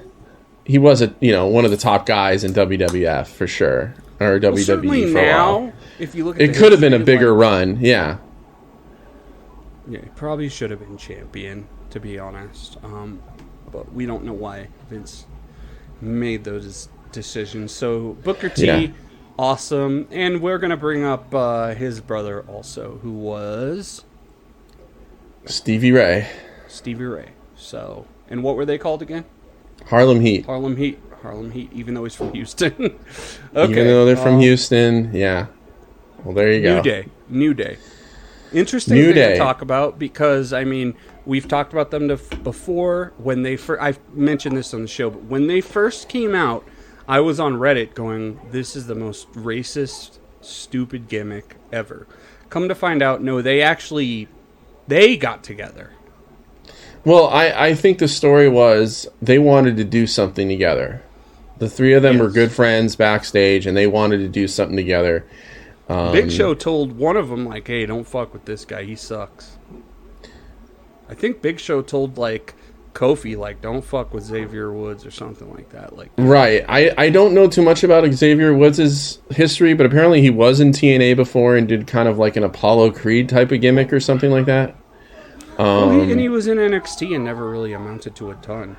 Yeah, but so you had them kind of Kofi had this failed, not failed. I mean, he had a pretty good run with it. He had a Jamaican guy gimmick, almost like the guy from Street Fighter. But was failed? I just got a DJ. No. Yeah. Yes, and no. But totally remind me of DJ when I kind of saw it. That was which made no sense because he's from Ghana. Yeah, right. But listen, he faked the accent for years until it was kind of like Lana, like the accent just slowly fell off over time. No, there was actually a time where it slipped, where he fell out of the accent, and he's in the ring with Triple H, and Triple H is like, "Aren't you Jamaican?" It's a pretty famous clip. You should look it up. I thought that was funny. Punk. My bad. Was Punk. I thought that was Punk. No, it was Triple H that kind of said, "Aren't you Jamaican?" Triple H. Yeah. That kind of called him out on it. So the New Day has that classic Becky Lynch / The Rock trajectory. Where as baby faces get rejected, go to heel, and boom, they're like one of the best acts. And that's the thing is, I was going to kind of say this early on, but it always seems like pro wrestling has been about 10 or 15 years behind the times. In terms of that, like, they were still trying to do those kind of stereotypical gimmicks with the Jamaican guy, and even the three guys as preachers and stuff like that. I guess that was what the original they wanted to gimmick call was there. them the Amen. Yeah, that They was wanted something. them to be the Amen. Amen. I mean, they were trying to make it into like a Tyler Perry gimmick or something. I don't know.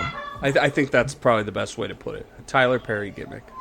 The fans, I remember going to a house show in late 2014, the holiday show, and the fans were just booing like crazy. And eventually, it seems like they're like, you know what, let's go nuts with this. And they leaned into the boos, and they started becoming these hilarious heels.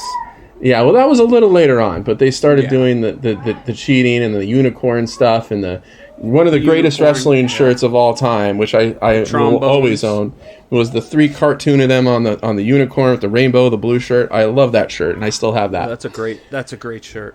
One of the most underrated wrestling shirts of all time. I should really wear it more. I don't know if it's that underrated. They were selling crazy merch at that time. Yeah, but I mean, just overall in the last 7-8 years, that's one of the best wrestling shirts. Let's be square good to the listeners. By the way, we're talking about Kofi Kingston, Big E Langston, and Xavier Woods. Yes. Big E had a good history in NXT. Yes. I believe NXT he was champion. NXT champion at one point. And he had a run as an Intercontinental champion. He was in that kind of. He was part of the Dolph Ziggler kind of crew. Right? AJ Lee, yeah, very silent, kind of serious guy. But like you said, they turned it up when they finally went heel. And I want to say, as much as I don't like Xavier Woods, he's such a theater kid, wrestler. It gets annoying. I will say he is one of the first wrestlers to directly inject this millennial nerd style into wrestling. He really has. Kenny Omega being the first, but there's this millennial nerd subculture that we all exist under, and very little of that was shown in wrestling until Kenny Omega and Xavier Woods, and obviously both of them have had a great relationship online too. And honestly, to wrestle. You can really call Xavier Woods the kind of pioneer of these wrestlers. Streaming and doing up, down, down, and finding other sources of income, doing stuff. Until WWE said no. Right. So all those kind of people that were doing the OnlyFans and doing those Mandy Sachs and the streaming. Big one was Soraya too. She said, "I'll never give up my stream." What's his name? Fucking Adam Cole, streamer. There's a lot of wrestlers that on are Twitch streamers now, and Xavier Woods, right? Like you would give podcasting to Colt Cabana in terms of the wrestling podcast boom. You can give Xavier Woods the streaming kind of pioneering thing, and I don't even think he did it originally to make money. He just kind of did it for fun. Now, the one complaint I have about Xavier Woods is his obsession with the Golden Girls. Good show, not worth an obsession though. Come on, it's funny. Xavier Woods is a fun guy. Can't be mad at that. Come on, Golden Girls, great show. Devon Dudley, tell me what you think about him. Devon Dudley, oh man, the Dudleys. Gosh, I mean, you couldn't have one without the other for that act. Yeah, no. You couldn't. And the fact that they were brothers. They were brothers. Yeah. That was great. And they had all those kids in Dudleyville. I mean, come on. I mean... Did they? Was that the gimmick? We had kids they're from Dudleyville. They're from Dudleyville, and they all have the same dad, right? Where would Dudleyville be if it existed? I'm thinking like somewhere in New Jersey, New York, like North New Jersey. Well, in the early days of it, he would come out. This was another reason we kind of came out sidetrack with the Briscoes and TBS, Time Warner, whatever, having a problem with the Briscoes. It wasn't just the unfortunate tweets, but it was also the Confederate flag they came out with a couple times. But they did ditch that once it became, never saying it was ever socially acceptable. Became problematic. Once it became a little more like, okay, we can't do this anymore, they got rid of it, and that was. But Bubba Ray Dudley would come out with the Confederate bandana. Really? Yeah, with the tie-dye and the overalls. Yes, that was Back an in the early day. thing back in the day, the early 90s. And that's especially ironic coming out with a black partner, though. But Devon Dudley was known for the white glasses when or the black rim the nerd glasses, right? They were almost like a Revenge of the Nerds They kind were of nerd gimmick. glasses. Was he like a preacher at once? They made him a preacher kind of later in the WWF run at some point. But they made Batista a preacher too, so that's not that crazy. Well, he wasn't necessarily a preacher. He was like Devon's muscle was how he was introduced. The preacher guy's muscle. Okay. If I remember correctly. But no, Devon, great, obviously tag wrestler, mainly. Had a great run with the Dudleys in ECW and WWFE. He was probably doing ECW too back when it was WWF ECW. WWE. Maybe, yeah. And then don't forget that he's probably a part of some of the greatest tag matches in WWF history with the Hardys and and Edge and Christian, and that ladder match from, I believe it was WrestleMania 20. He was a part of maybe the best tag division in WWF history. They were in the mix there, and they were just so great in their contrasting styles and how they could, that kind of thing. But no, Devon, obviously, definitely on the short list of the greatest tag team wrestlers of all time, I think. I agree. And when you look at the short list of best comedy wrestlers at the time, again, I want to bring this up from before. There's a bit of a thing where it's like, okay, the black dude who's kind of stupid and he's a comedy guy. There's a little bit something kind of racist about for that from back in the day. But I will say that I think R-Truth has ran with it successfully and that he's made himself lovable over the years. He's out on an injury right now. He wrestled in NXT and tried to do a big, huge dive and blew out his quad or whatever. But R-Truth, what do you think about him? I think he's been very successful in his spot. I think he helped define the previous 24/7 title. And even before that, he always did just the funniest stuff that was great. Early on, he was portrayed as he was brought on in WWE as K-Quick in the later end of the Attitude Era. Really? And yes, when he was like 28 years old? Maybe even a little younger, but he came in as K-Quick, and he was I think he was Billy. He was Road Dogg's tag team partner for a minute. I think that's how he was originally brought in, and then he kind of did that whole. I was in my laps when he was doing that like little Jimmy, John Cena smoking cigarettes, walking to the ring kind of thing.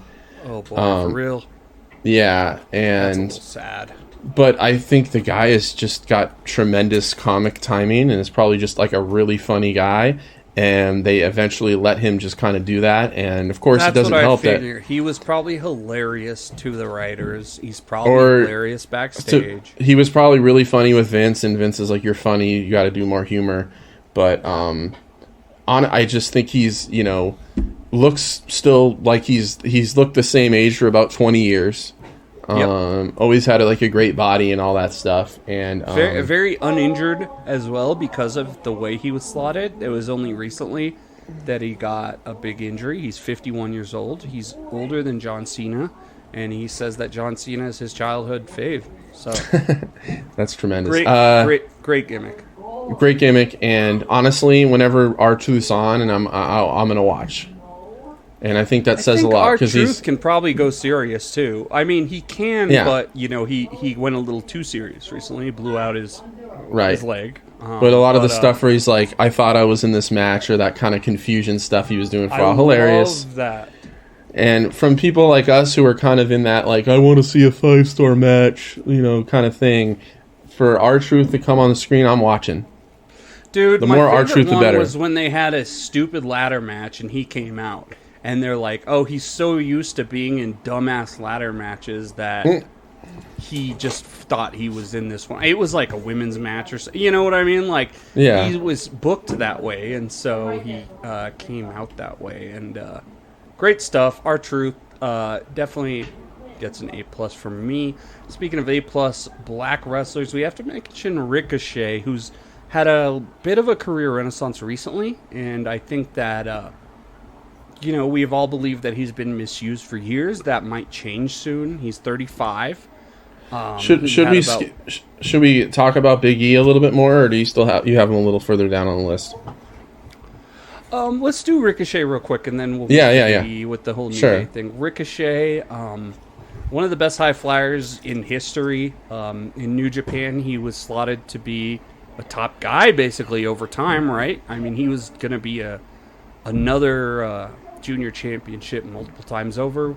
Went to and also awesome in Lucha Underground. Probably one of the best wrestlers they've ever had there. We've talked about him for years, so let's not rehash the last couple of years, but he's kind of going through a little career renaissance right now, and we really hope to see that, I think, right? Yeah, I mean, he did have that IC title for a minute, right? And the US title? Has he held both of those? Huge spot at the Royal Rumble. Probably the biggest spot out of the men's match. Yeah. He's a guy who, looks great, all that stuff. But, I think what's really held Ricochet back, I know obviously I've seen him at PWG, New Japan, I'm listening. Lucha Underground, obviously as, was it Puma? King Puma? What was his? Something Puma, right? Huh? King Puma, yes. He was, and didn't talk or anything like that. But I think one of the biggest drawbacks that has I'm struggling myself right now, but he's not a great talker, Ricochet. Amazing performer, great smile, good looking dude. Definitely has a good build. Never talked in Japan. Never talked in Lucha Underground. Honestly, he never had to talk until he was in New York, as they call it, right? Yeah. But and I think that's what kind of had them hesitate with him. But Gunther doesn't talk either, and that's not the worst thing in the world. You can figure it out. There's ways around it. Yeah, true. And I think they're just figuring out that way around it with him. And you know what? That's probably what has kept Gunther back, and he lost a lot of weight and all that stuff too. But that's a whole different topic and issue. Yeah, Vince is out, and we've seen a lot of those. I mean, Gunther is probably the biggest pushed indie guy in WWE in years. Like, he's had the IC title for a record amount of days. He beat Honky Tonk Man, or is he close to it, or he beat Pat Patterson in Brazil. He beat Bobo Brazil. So there you go. Yeah, no, a lot of stuff for Ricochet. And honestly, if we talk about black wrestlers, I think that Lucha Underground's pretty important too, because you're going to find AR Fox. You're going to find Ricochet. You're going to see Killshot, who is Swerve Strickland, one of the best black wrestlers nowadays. Do a quick little thing. Keith Lee was not in Lucha Underground, but he's another great black wrestler today. He's had his feet in the Indies and WWE and AEW. There's a lot of people still trying to find their way. I don't know. I don't want to assume, but I'm not sure if Action Andretti is half. I would be interested in that. There's a possibility. I know. I don't want to speculate either. I don't want to speculate either. But whether black or white or whatever, still a good wrestler. It's a lot of interesting stuff going on there. Let's go back to real quick to the New Day and talk about Big E. Big E, another guy. I mean, look at the size. And then obviously when they started letting him talk, I think he's a great promo. Very good promo. Incredible talker, extremely charismatic. This is one of the guys where I don't know how he hasn't been champion for a while. He really has everything. Amazing to think about. If I would have told you in 2014 that Kofi and Big E would both have championship runs, right? Yeah. That unbelievable to think about, right? Back then, the Kofi thing was one of almost like a mini, or organic kind of Daniel Bryan thing kind of happened. Ironically, he beat Daniel Bryan to have that title. But the thing about Kofi and Big E that I think we both agree on is they really deserved a little bit better runs as champion. Yeah, And I would even say Big E more so. Kofi definitely had Kofi Mania. I definitely think he deserved a better run with the ending, but I do remember people saying at the time, like, this guy's not it. As far as Kofi, no disrespect. I'm not a wrestler. Neither is Justin. We just see what's on TV. Kofi Kingston's pretty great. He was great in the Royal Rumble besides his spot that he fucked up. But I would have loved to see Big E have a real extended, run. There's a lot more upside for him than anyone else in New Day. And it never really happened. And it might never happen. As we're talking, Big E is still has a neck injury, and we don't know if he'll ever wrestle again. It was a horrific injury that if he wasn't in the shape he was in the condition he is, he would have been, at the very least, probably in a wheelchair. Paralyzed. So, yeah.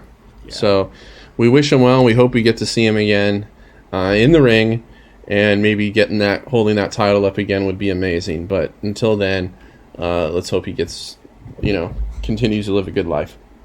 Yeah. A lot of good guys in WWE. We still have Cedric Alexander. We have MVP. The Boogeyman I liked his gimmick, okay? The Boogeyman. I'm not saying he was the best wrestler ever. I loved Ahmed Johnson when I was young. I heard he was a piece of shit backstage, though. But I thought he was cool in your house and stuff. One thing I remember about Ahmed is he always had a wedgie. Did he? And he would, and he would wear the knee pads all the way up to his thighs, which was kind of funny. Yeah, that's pretty interesting. They really gave him a big run for a while, but I think that what really was his ultimate thing was he just wasn't very good in the ring, and he got injured a lot. So I think that was something. No, I heard he was a total piece of shit backstage. I remember. I don't know if I heard that, but yeah, I remember hearing stories from fucking what's his name, Mark Henry, that like he was just a piece of shit. Okay. So I hope I'm right. Because another guy that was terrible. In the Nation of Domination at one point, and had a he was, yeah. Oh yeah, he was. Yeah. God, there's so many, man. We can talk nowadays about Willow Nightingale, great wrestler on the up and up. And a guy that I've seen on the Indies, who I think is going to make a name for himself pretty soon, is Brian Keith. Brian Keith, that's another indie guy. How about Michael Oku? Michael Oku, on the way up, a young guy, skinny. Mm-hmm. We've got Darren Young. What's his name? Darren Young. Fred Rosser, who's done great in New Japan. Strong. Wait, I think he's supposed to be finding his way back to WWE. Yeah, at some point. Wouldn't be surprised. He made a great impression. It was pretty much him and Tom were the two champions. And the list just goes on and on. Like I said, this is a show we could do multiple parts on. We talk about Kenny King, Willie Mack. We're talking about Shad Gaspard, New Jack, Virgil, JTG, Kiera Hogan, Leo Rush, Brandy Rhodes, Scorpio Sky, Mia Yim, Titus O'Neil tripping on the way to the Royal Rumble, Montez Ford. We're talking about Norman Smiley, Viscera, Mabel, right? King of the Ring. Yep, and two pretty big gimmicks he had. No pun intended. No disrespect to Velveteen Dream, who had a good little run until he started biting people in the gym. And being a horrible person in general, but, you know. Alicia Fox. Disrespect. Yeah, disrespect to him, I guess. Disrespect. Alicia Fox, Apollo Crews from Sacramento. We've got, like I said, Bad News Brown, Cedric Alexander, Keith Lee, Coco Beware with the parrot. What was the parrot's name? Frankie. What was it? Frankie. Okay. Butch Reed. Butch Reed. Yeah, who recently passed away, I think. Shout outs to Butch Reed. Jay Lethal, my God, man. Jay Lethal, yeah. Probably one of the best non-WWE wrestlers when we go onto it. We talked about Jay Briscoe. ACH, Jonathan Gresham, Oh yeah, ACH, Jonathan Gresham. What's his name? He was probably one of the highest profiled black wrestlers in New Japan in recent memory. Not Chris MVP. Bay? No, Chris Bay, but but MVP. He was the before MVP. Okay. What's his name? He's really acrobatic. Why is his name slipping my mind? He's great. He's a little older now, but he's in WWE still, I think. Doesn't really appear that much. Not ringing a bell. He was in the group with Cedric Alexander and MVP. You're not talking about Uha Nation or No. He's good too, but Apollo Crews, not Apollo Crews. Not What was the Hurt Locker? I'm gonna look it up right now, and we're both gonna. Cedric Alexander. It was MVP. It was Uha Nation. Come on, dude. This is gonna kill us. Well, I'll tell you, MVP. Business. No, MVP. That's not it. Shelton Benjamin. I know. Shelton Benjamin. Bobby Lashley. Shelton Benjamin's great. So yeah. So Shelton Benjamin and MVP are both IWGP Intercontinental title holders. There you go. And I think MVP was the very first. He was the very first. In IWGP Intercontinental Champion. And shout outs to Colorado Springs, by the way, this city that I live in, because we've got Bob Sapp and Bobby Lashley both from here. So there you go. We've done a lot for and Mark Henry lived here too. So done a lot for black guys in the biz. But there's so many, man. There's so many we haven't mentioned, and I'm sure people are gonna say like, why didn't you mention Jonathan Coachman and David Utunga and Tiger Conway? There's only so much we can mention, guys. But there's a lot of great stuff going on. There's a lot of great wrestling, and there's so many great black wrestlers out there. What I really want to see, Justin, is I really want to see a black wrestler become a real flagship championship wrestler. Absolutely. I was just going to say that of all these names we mentioned, almost all of them deserved a little bit better or could have had bigger runs in the position they're at their peak. Absolutely. I think that Big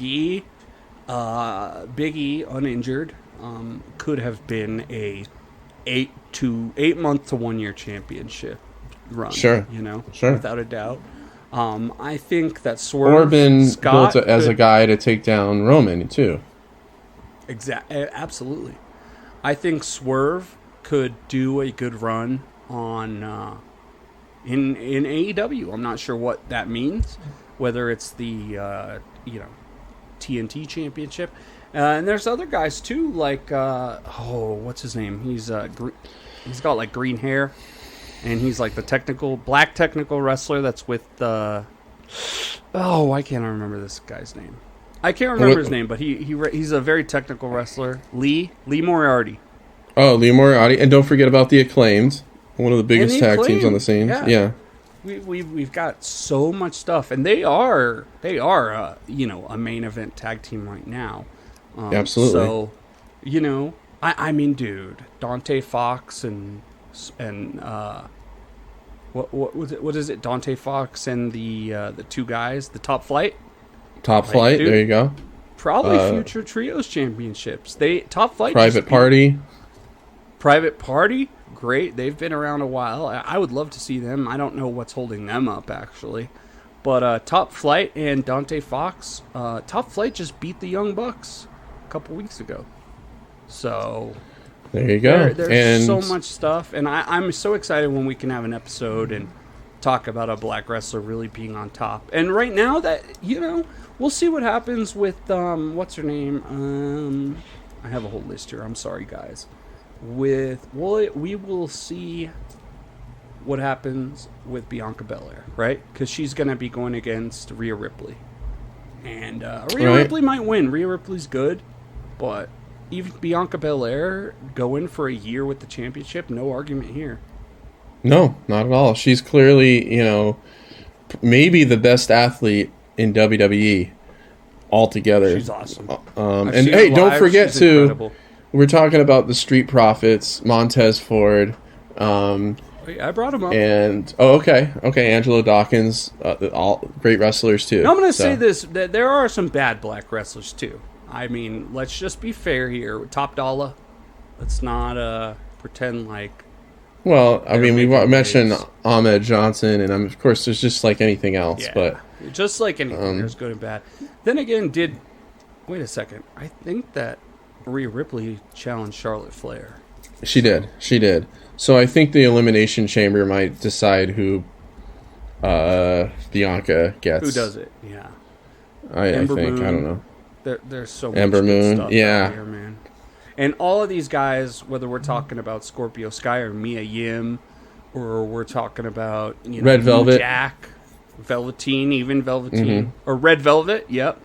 Whether we're talking Kenny King or Ray Candy or Drew Onyx, I mean, Aja Kong, we could probably do full episodes on a lot of these guys. In fact, the Darren Young thing I think is fascinating. I would love to do an episode on Darren Young.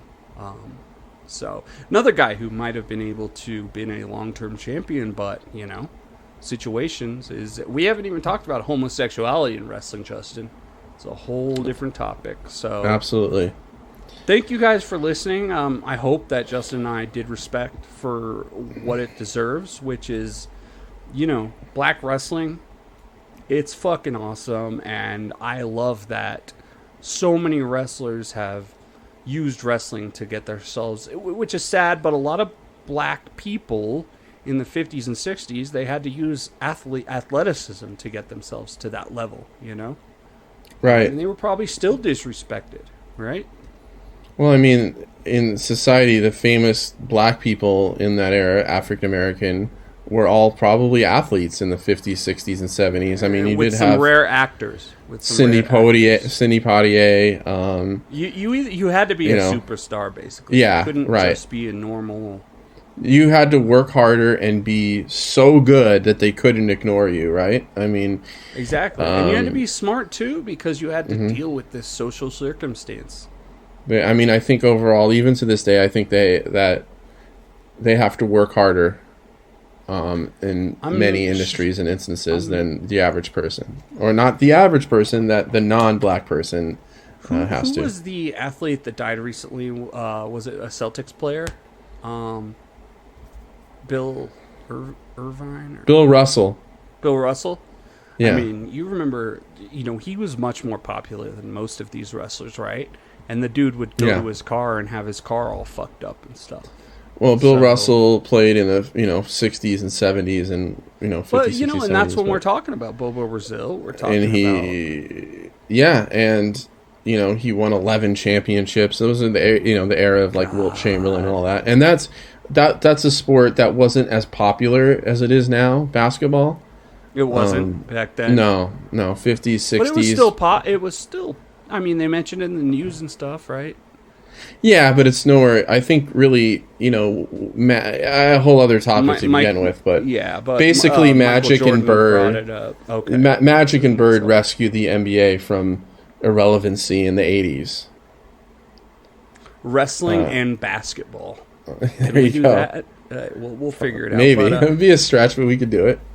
Thank you guys for listening. We appreciate it. At In Ring Art Justin, at John Ensman is me, and we are at Wrestling and Pod on Instagram and on Twitter.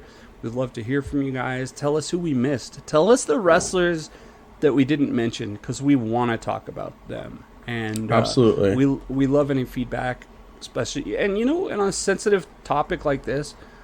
Tell us where we fucked up. If we said something wrong, we're interested in hearing that too, because we try to be as inclusive as possible to all our listeners. And definitely to wrestlers as well. Thank you guys. Justin, anything else you have to say? Thanks for listening. And March 31st. March 31st. The countdown is on. We'll be probably in our podcast in the next coming weeks. Will be more information and more exclusive stuff will be revealed. And then we're gonna do hopefully a live show that weekend. So that would be awesome. We'll figure it all out, and we will let our loyal fans know. We appreciate you guys so much. And Justin, you've said what you needed to. You guys have a great night, and we will see you later. Goodbye.